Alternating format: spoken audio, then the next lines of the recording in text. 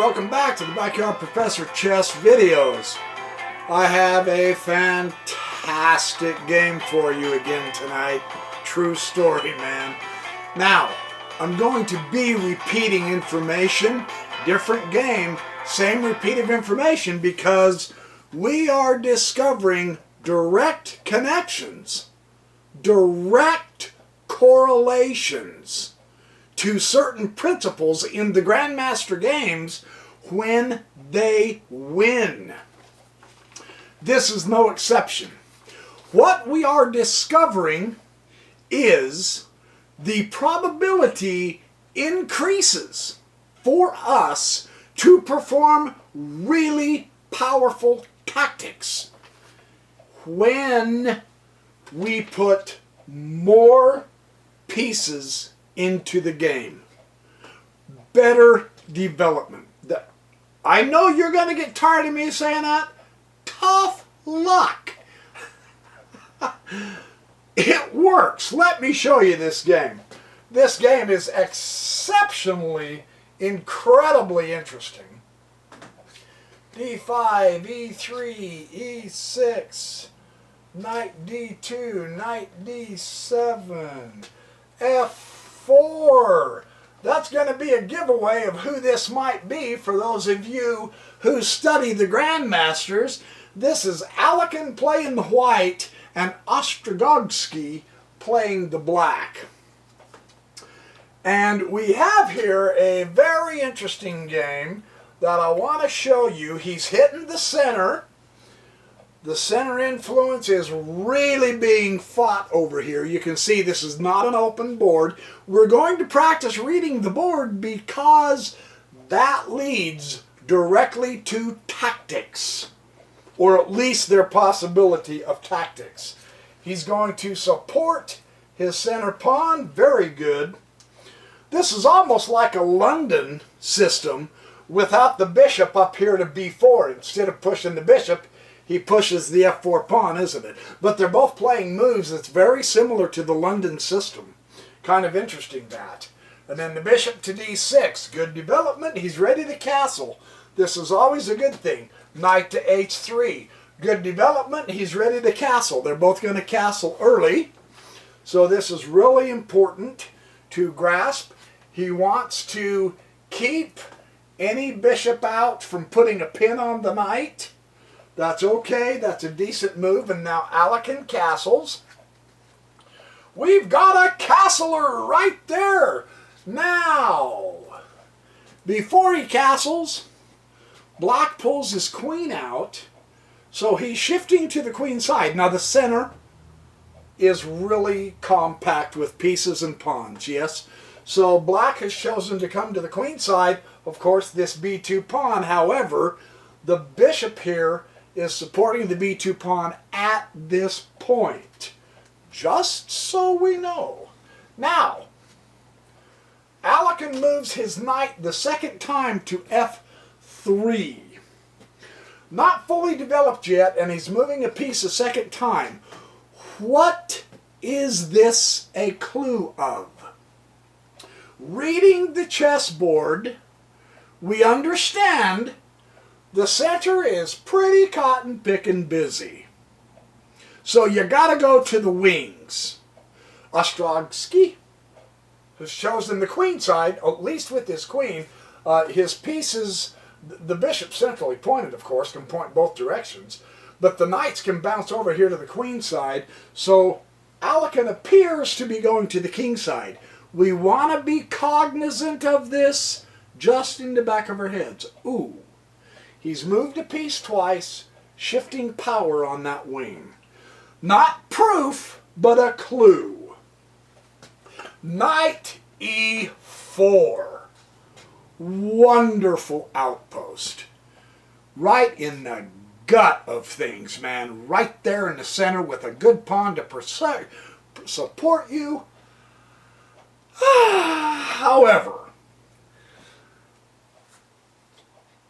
perhaps he's hitting this. Perhaps he's thinking if he can take the pawn and then the pawn takes him, then maybe the queen has something down here. But You can see that doesn't, whoops. You can see that doesn't really do a lot except lose yourself a knight, right? Not a lot to that. If he's wanting to come here, down here in the kingside, the problem here is it's a little bit premature because there's no coordination of pieces out here with him yet. But it is a great outpost. And in fact, Alekhine acknowledges that that is a good enough outpost that he is going to challenge it. Right? Ostrogogsky gets rid. I don't know if I'm pronouncing his name right, sorry. He's probably dead by now anyway. This was played in 1910. Alekhine comes here after the exchange and look at that knight outpost. We have a future open file on the king's side. Now understand seriously, the f4 pawn has already been pushed. He's not going to leave that pawn in that file. You know he's going to open up that file someday, right? So we have a future file. We have a queen pointing here. We have pawns pointing here. We have a knight on a superb outpost here. We have another bishop pointing here. We've got the queen. We've got this other bishop. Now it's the bad bishop, true. That means the pawns are on the same color of the bishop, that's right. But everything is going to the king's side. Reading the board this way, as black, you now no longer have to waste time trying to figure out what to do. You don't have to waste moves either. Anything that contributes to supporting your army, attacking the king's side, is a good thing. Black, conversely, knows now it's a king's side. So I am going to try to go to the queen side, but he doesn't seem to be going as fast as Alekhine. When you go to wing play, the general rule is ram the pedal to the metal, baby. Go! You're in a race. Go now. Go fast. Hot rod it, baby. Go!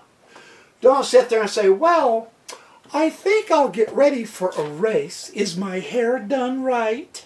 Forget your hairdo! Run into the wind!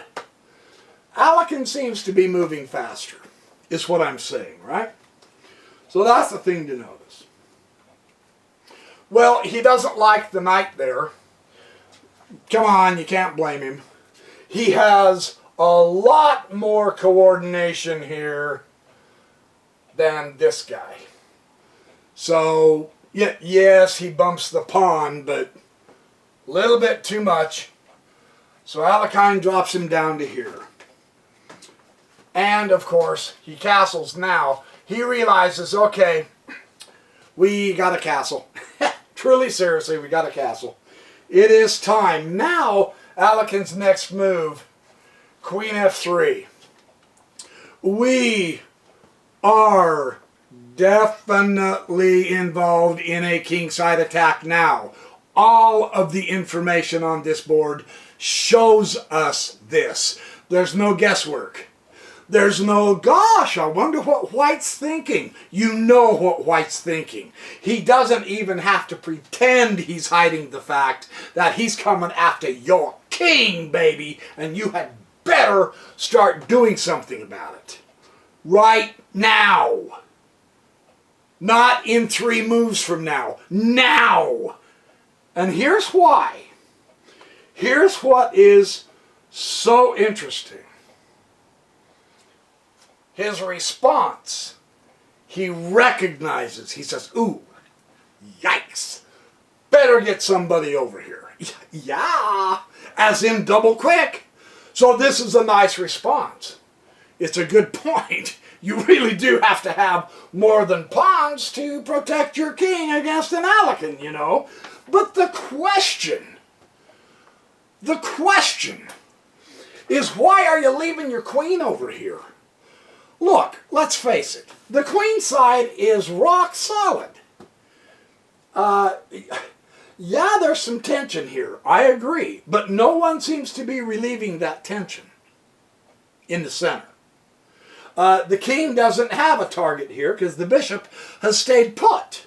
So that's a real solid pawn chain, right? The bishop here is behind the pawn. If he would either take it or knock out this bishop here, close it all off, and push the bishop down there, then he might be able to get something a little bit more going. If you want to do a queenside attack, though, rather than close it down, on the other hand, that would help you focus on these two guys. But rather than close it down, take the pawn and open things up. And then you've got targets. You begin to create weak squares or weak pawns, right? But you don't see him doing that. So why not bring your queen over here? Pop your queen down here instead of that knight move. Pop your queen down here and get her back out here somewhere. Get her over here where she's useful. That's your most powerful piece, for Pete's sake, right? Instead, he's leaving her here and he puts the knight. Well, he put the knight, so quit complaining, Backyard Professor. Okay, that's a fine point. B3. He wants to make sure queenside is solid before he embarks on his attack. The center is pretty solid. The queen side is pretty solid, but this small little move does something else that could be useful in the future. Do you notice what that is? What if he ends up with his bishop here? Nice. Hitting up to the f8 square. That's a pretty good angle coming this way and from this way. So that's a potential that now black has to think about, right? We're just training our eyes to see the way to set up the board and read the board so that we know what to do with it, whatever color we're playing. That's what we want to get to. Well, bishop d7. Now look, you can't fault the guy. He is still developing. Granted, his bishop is the bad bishop, and so that's not real impressive. But look at what else it does. Understand, it connects the rooks. Alekin follows suit. He puts his bishop up on d2. Now, granted, it's not a majestic bishop at this point. Yes, it's his bad bishop. It's not going anywhere. It's not doing anything, but he connects his rooks, and you know, because of the way he pushed the f4 pawn in the opening, he's not going to leave it there. He will push and open that file. No question. You don't open by pushing the f4 pawn and not open the file. Okay, so we've got the makings of a splendiferous kingside attack. That's what I'm talking about. And now black goes here. And his father probably said, "What in you moron? What in the heck are you doing making such an idiotic move? What good does that waste of time move do for you? Are you not reading the chessboard? What have I been showing you, son? The guy is coming at you full bore throttle. You only have one knight there. Your bishops are useless. Both of them are blocked in. Your rook here isn't doing a thing. Your most powerful piece, you had a chance to put her here and get her in the game. And what do? You put her on the dumbest square on the chessboard in this game. Are you serious? And after his father calms down, he says, well, that wasn't the best move I could have seen you make. This throws the game away. Literally, truly. This is simply not reading the chessboard. I mean, even a moron chess wannabe, no good chess-playing backyard professor can find a superior move to that utterly imbecilic, idiotic move. Here! Trade off your bad bishop! Get rid of one of the main attacking pieces of white by using your bad bishop and getting rid of a good one! That is vastly superior to the utterly stupid move that you made! So, in other words, what I'm trying to basically give you a clue about is that black is in deep trouble here because apparently he doesn't quite grasp the gravity of this particular situation. So was I before I was so rudely interrupted by my own tirade. All right, knight f2. Now we're beginning to see the attack. It's like we're out hunting and we're tracking elk, right? And you see that the elk are going this way. But you see some bear tracks going off that way. So you've got clues that there's a bear on the prowl, right? The elk are going that way. You don't want to go that way. Black goes bishop c6. Bishop c6? Are you still asleep? Drink a Coca-Cola. Have a cup of coffee. Do something. Go outside. Put ice down your pants. Slap yourself. Wake up. You need to swap the bishop if you're going to move it. What is this stupid c6? Really? Look. You can't do anything there.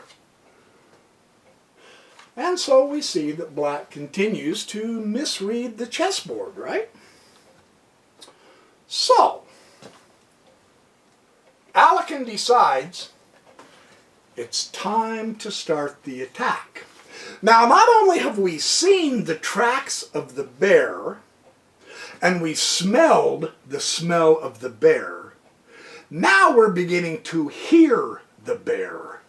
The attack is on. We now know this without question. And black finally recognizes it. He says, oh, hey, I better move my rook over here so that my king has room to move because I'm going to get my butt handed to me because I'm being attacked. And in fact, Alekin proceeds forward with his pawns. You notice how the g-pawn moves forward. Yes, of course he's got the h-pawn. There's one of his targets. Blam, no problem. Got it under complete control. Ah, the f-pawn takes the pawn, and notice the open file is now open for business. Right? Watch what black does.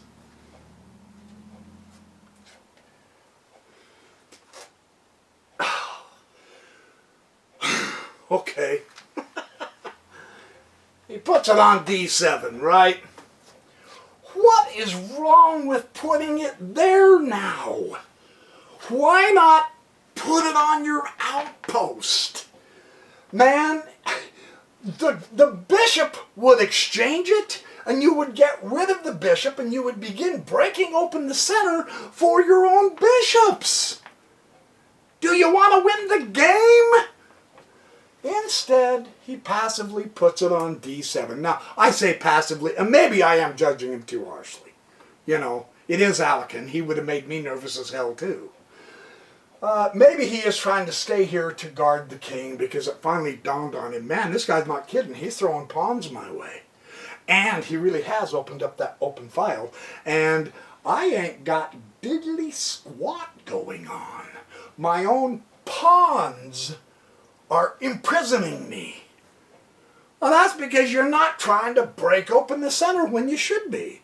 See, he's still worried about the queen side. He's been in front of the b pawn for so long that now it's just a useless b pawn. He can't get it up here and get going. That's way too slow. By the time he tries to get something going on the queen side, he'll be getting checkmated. See the problem here? This is astonishing here. Another thing. Where are all of black's pieces? Now, we've seen this before. We really have seen this before.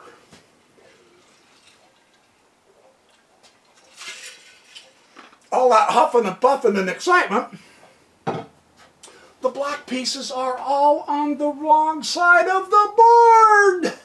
They're over there. You cannot. I don't care if you're Gary Kasparov. You cannot fight a queen, a knight, a rook, a bishop, another bishop with two pawns and a king. You can't. Truly. Let me keep going. Oh, here's what I did. Here's what I want to do. I want to show you guys something. You're thinking, well, I'm exaggerating. Of course, yeah, I always exaggerate. Good grief. However, look, here's how bad. If I was black right now, look where his fortress is. Check it out, you guys. It's over here. Man, if he was here, I wouldn't have a thing bad to say about him. But he's not there, is he? Or even better yet, here. He's not there, though, is he?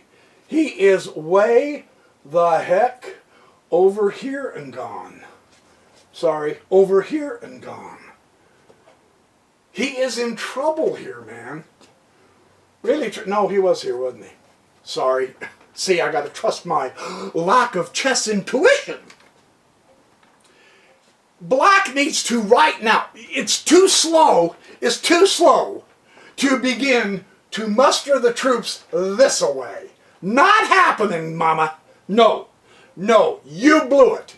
What black needs to do right now is for the next 3 moves, go here, here, and here. Now,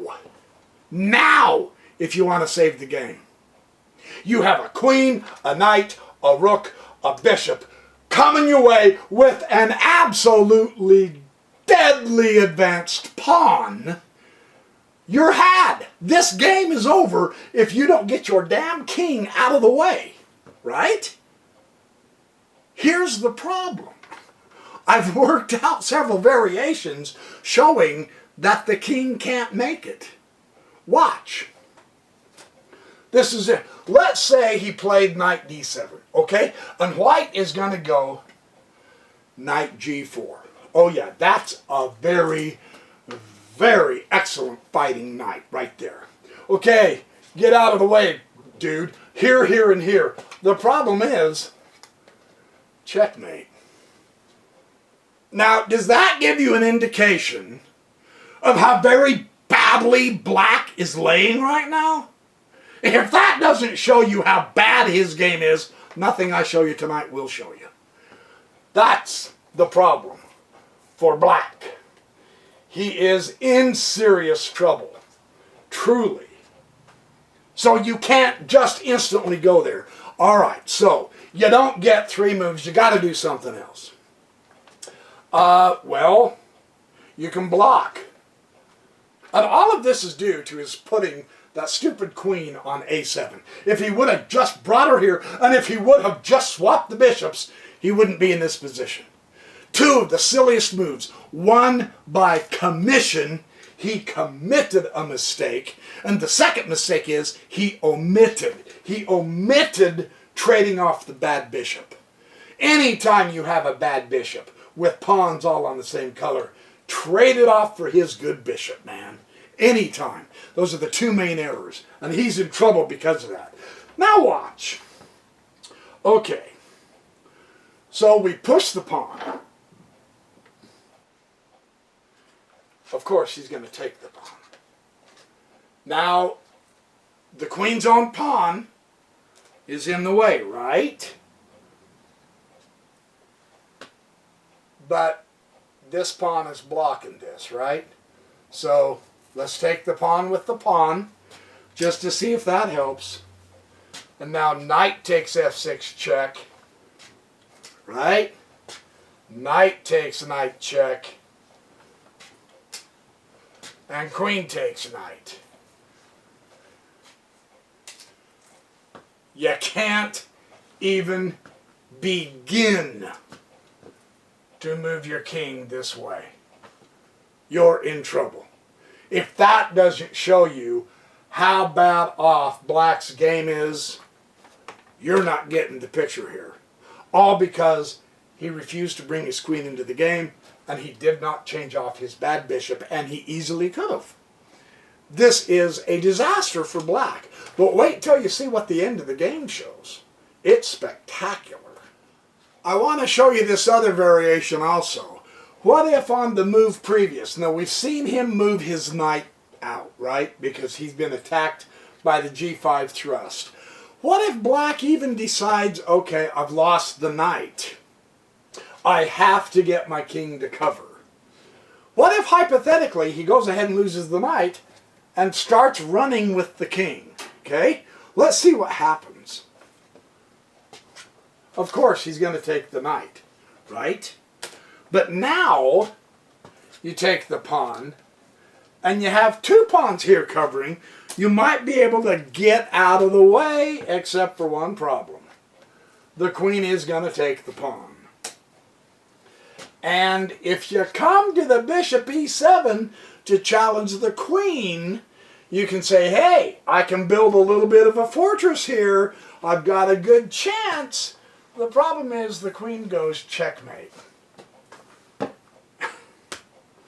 You go, holy cow, man.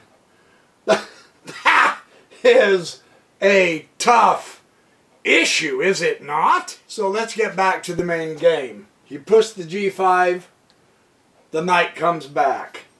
Now, the beautiful thing is, oh no, sorry, that pawn shouldn't be there. They exchanged, he opened up the file, and the knight moved back. There, that looks right. Yeah, that's better. Whew, boy, it's a good thing I've got a super duper photographic memory like a steel trap. Even if it is rusted. I probably used that one already before. Enough goofing off. Let's get serious here. Knight g4 is a splendid move. Now we're getting the entire army into the attack, and it's a beauty. Watch. Now, Black does put a pretty good defense here. He really does need to watch his 7th rank. No kidding. And if he can pull this other rook over here, that's pretty awesome. You know. Oh. The king was here. Sorry. There we go. Yeah. That's better. Because the rook had moved over, and now he comes to e7. Now the queen goes to h3. Cowabunga, man. The only two open files in the whole game. And white owns them. And they're on either side of the king. We've seen this before in other games. There's a connection, isn't there? Really seriously. With open files, using the open files, and winning your game. Sincerely. There is a great connection here. Knight comes to f8 as a good defensive measure because he is guarding these two squares. The queen, all she has to do is land on there, and it's checkmate if she can get herself covered, you know. So it's getting close. And now, white, to move, what would you do as white? And I looked at this carefully. Your bishop down here, your bad bishop, hasn't been doing anything. It's probably a pretty good thing to get all your pieces into the attack. So what if you dropped your bishop with the intent of coming to here and swapping off the bishop? Getting rid of another defender. Because technically speaking, here this bishop isn't doing a lot, is he? In fact, he hasn't done anything pretty much the whole game. So if we did this, the problem is black could then easily respond with that. And now as white, you're having to swap off your good bishop, and if you move to here, your other bishop, your bad bishop. It gets rid of all the bishops, but you're attacking. So you want, as a general rule, you want to keep as many pieces as you can, right? Trying to find what to do for white is spectacular to see what Alekin did. And this is his strongest tactic. You are on the attack. You do realize that black still has a few resources, although you've really been shutting them off pretty quick. Alekin puts the rook right there, in front of the pawn. I'm putting that correctly. No, he did not take the pawn. He is blocking the pawn. That move is utterly fantastic. And you look at that and you go, what a complete idiot. Is he blind? The pawn takes the rook. Hello, McFly. However, when you look at that carefully, you realize the genius of it. Because then you've got that knight that gets to go there. Check. And no matter where the king moves next, the only square he can move to next, then we have a checkmate. Because the pawn is guarding the queen, and the queen is guarding the knight, and the pawn is guarding the knight, and that square is covered, that square, and that square is covered. So, we can see that the move Alekin did is really mind-bogglingly, incredibly genius. Really. That's a stunning move. So, black, the idea here, of course, is to get the rook on h6. You can see that, right? That's the whole point of that block, is to go that way with his rook, and then he's got the game, right? So the way to block that, he put the knight. And what would you do when he puts the knight in your way? You take it with the rook. Genius. And you go, holy cow, all you have to do now is simply take the rook with the pawn, and that is what he did. And now where's your attack? With the one piece that black should have swapped out a long time ago. This bishop that black had every chance to eliminate and didn't. And that is where black resigned. Right there. Because, of course,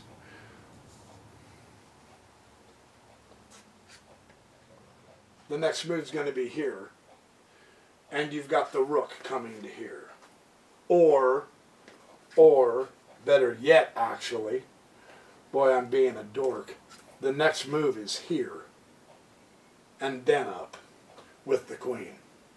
Either way, you've got the net surrounding the king. So there's your chessercise. There's your chess video showing you a new tactic, the Alekin block.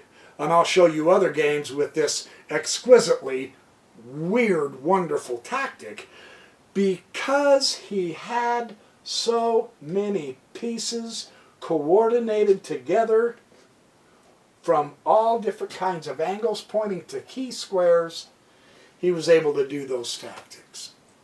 So that's a wonderful illustration of that. So there's your video. Be good, do well, have fun. Thanks. Come back and don't stay up too late, although it is Friday night, so you can probably party with a chessboard and a beer.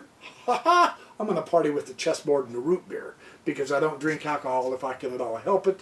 My mind is already foggy enough. I need to keep it clear and clean. So that's my choice. If you want to get drunk when we get together someday, if we ever do, which would be awesome, you guys can get as drunk as you want, and I will act as drunk as you can get, and we'll have a good time, and you'll have a designated driver. I can get you home safe. So anyway, thanks for watching my Backyard Professor Chess videos. I will be back with more videos and more tactics just as soon as I upload this one.